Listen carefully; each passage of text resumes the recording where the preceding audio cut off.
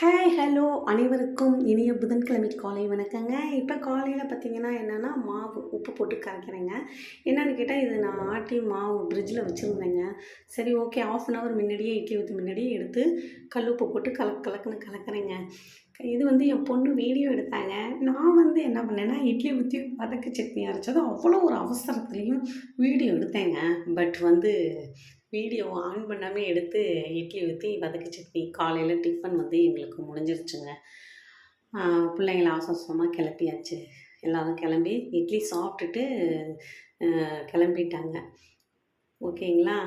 இன்றைய பொழுது வந்து எப்படிலாம் பாருங்கள், வீடியோவை ஆன் பண்ணி எடுக்காமல் வீடியோவை ஆஃப் பண்ணி எடுத்துட்டேன். சரி ஓகே, இட்லியும் வதக்கு சட்னியும் உங்கள்கிட்ட என்னால் காட்ட முடியலை. சரிங்களா.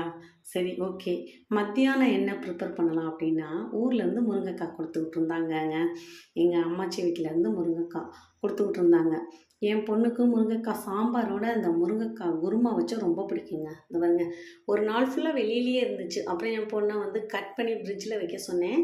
கட் பண்ணி ஃப்ரிட்ஜில் வச்சு அடுத்த நாள் எல்லா முருங்கைக்காயுமே செஞ்சிடலாம் அப்படின்ட்டு முருங்கைக்காய் கழுவி வச்சு வெங்காயம், தக்காளி, கருவேப்பிலை, கொத்தமல்லி எல்லாம் வாஷ் பண்ணி எல்லாம் கட் பண்ணி வச்சுருக்கேங்க ஒரு தட்டில்.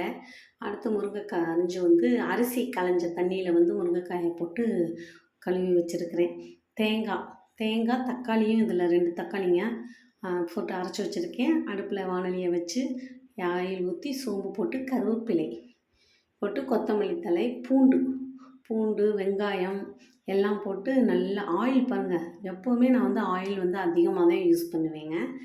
ஆயில் போட்டு நல்லா வதக்கியாச்சு. அந்த பூண்டு வாசம் அவ்வளோ மணமாக இருக்குங்க. பூண்டை போட்டு வதக்கினோம்னா அவ்வளோ மணமாக இருக்கும். இது வீடியோ எடுக்க யாருமே பக்கத்தில் இல்லை. நானே ஒரு கையில் வந்து இதெல்லாம் ப்ரிப்பேர் பண்ணிக்கிட்டு ரெடி பண்ணிக்கிட்டு ஒரு கையில் மொபைலை வச்சு வீடியோ எடுத்துக்கிட்டு இருந்தேங்க. நல்லா வதக்கியாச்சுங்க. வதக்கினதுக்கப்புறமேட்டுக்கு தக்காளி போடுறேன். தக்காளி வந்து ஏற்கனவே 2 தக்காளி வந்து தேங்காயோட போட்டு அரைச்சி வச்சுருக்கிறேன். இதில் வந்து ஒரு தக்காளி மட்டும் கட் பண்ணி தக்காளி போட்டு கொஞ்சம் அந்த தக்காளியோட போட்டோன்னே கல்லுப்பு எடுத்து போட்டோணும். கல்லுப்பு போட்டால் நல்லா வந்து அந்த சாறு எல்லாம் வெளியே வந்துடும். நல்லா வதக்கிடலாம். பாருங்கள், நல்லா வதக்கியாச்சு. ஆயில் தான் அதிகமாக இருக்குது. குருமா கொஞ்சம் நல்லாயிருக்கும். அடுத்து முருங்கைக்காயை கழுவி வந்து பாருங்கள், கழுவி அப்படியே சேர்த்துக்கலாம்.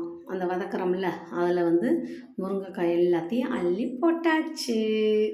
எல்லா முருங்கைக்காயும் அள்ளி போட்டுட்டு ஒரு கையில் மொபைலை வச்சு வீடியோ எடுக்கிறேன். ஒரு கையில் வந்து இந்த ஒர்க்கெல்லாம் சமையல் வேலையை வந்து நான் பார்த்துக்கிட்டு இருக்கிறேன். எல்லா முருங்கைக்காயும் நல்லா தேய்ச்சி கழுவிட்டு ஃபஸ்ட்டு வந்து முருங்கைக்காய் கட் பண்ணி வச்சுருக்கப்பவே வந்து சிங்கில் கழுவிட்டேன். அதுக்கப்புறமேட்டுக்கு கட் பண்ணதுக்கப்புறம் இன்னொரு தடவை வந்து கழுவிட்டேன். எங்கள் தோட்டத்து முருங்கைக்காங்க. ஊரில் முருங்கை மரம் இருக்குது. எங்கள் மாமா தோட்டத்தில் அவங்க தான் கொடுத்து விட்ருந்தாங்க.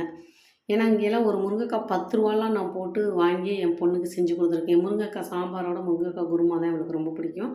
முருங்கைக்காய் போட்டாச்சு. அடுத்தது அந்த தேங்காய், தக்காளி, சோம்பு, பூண்டு எல்லாத்தையும் போட்டு அரைச்சி வச்சுருக்கிறேங்க.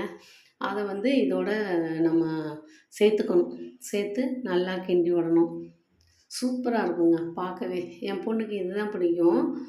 எல்லா முருங்கைக்காயும் சாயங்காலம் வந்து கேட்டால் எல்லா முருங்கைக்காயும் போட்டாச்சாம்மா, 2 எடுத்து வச்சுருக்கலாம்ல சாம்பாருக்குன்னு. ஆனால் சாம்பார் வச்சா கூட இவ்வளோ முருங்கைக்காய் போட முடியாது இல்லைங்களா. இதுதான் அவளுக்கு ரொம்ப ரொம்ப டேஸ்ட்டாக, எம்மி டேஸ்ட்டாக அவளுக்கு ரொம்ப பிடிக்கும். இதோட கத்திரிக்காய் போட்டாலும் நல்லாயிருக்கும். பட் வந்து முருங்கைக்காயே நிறையா இருந்ததுனால நான் கத்திரிக்காய் வாங்கலை. ஓசூரில் வந்து ஊர்லேருந்து கொடுத்து விட்டாங்க இல்லைங்களா, வேஸ்ட்டு பண்ணக்கூடாதுல்ல. அதனால் எதுக்கு எக்ஸ்ட்ரா கத்திரிக்காய் வாங்கிக்கிட்டு அப்படின்ட்டு தேங்காய் அரைச்சி ஊற்றி அதோட முருங்கைக்காய் வேகிற அளவுக்கு தண்ணி சேர்த்துக்கிட்டேன். நல்லா தண்ணி ஊற்றி தண்ணியை சேர்த்துட்டு நல்லா அந்த கரண்டியை வச்சு நல்லா கலக்கி விட்டேங்க. கலக்கி விட்டுட்டு அதை அப்படியே கொஞ்சம் நேரம் கொதிக்கட்டும் அப்படின்ட்டு மூடி வச்சாச்சு. மூடி வச்சுட்டு அதுக்கப்புறம் பார்த்தா முட்டை இருந்துச்சு. உடனே வந்து ஆம்லேட்டு ஆஃப் ஆயில்னு சொல்ல முடியாது, ஒரு கலக்கி மாதிரி போட்டுட்டேன். அதாவது உள்ளே வேகாமல் இருக்கும், வெளியே வெந்திருக்கும். வெங்காயம், மிளகு, உப்புத்தூள், மஞ்சத்தூள் போட்டு முட்டை சாதம் வச்சாச்சு. சாதம் ரெடி ஆயிடுச்சு மத்தியானம் டின்னருக்கு. அடுத்து வந்து முருங்கைக்காய் குருமாங்க. முருங்கைக்காய் அள்ளிக்காய் பார்க்கணும். எவ்வளோ ஆயில் இருக்குது பார்த்தீங்களா. முருங்கைக்காய் குருமா சூப்பர் டேஸ்ட்டாக இருந்துச்சு. கொஞ்சம் உப்பு பத்தலை, அப்புறம் உப்பு சேர்த்துட்டேன். முருங்கைக்காய் அவ்வளோக்கு உப்பு இழுக்காது இல்லைங்களா, கொஞ்சம் பத்தலை அப்புறம் சேர்த்துட்டேன். அடுத்து வந்து இது வந்து பார்த்திங்கன்னா ரசம். என்னடா ராஜி எல்லாத்துலேயும் ஆயில் நிறைய சேர்த்துருக்கா அப்படின்னு நினைக்கிறீங்க. இது வந்து பசுமாட்டு தயிர். வாங்க சாப்பிடலாம்.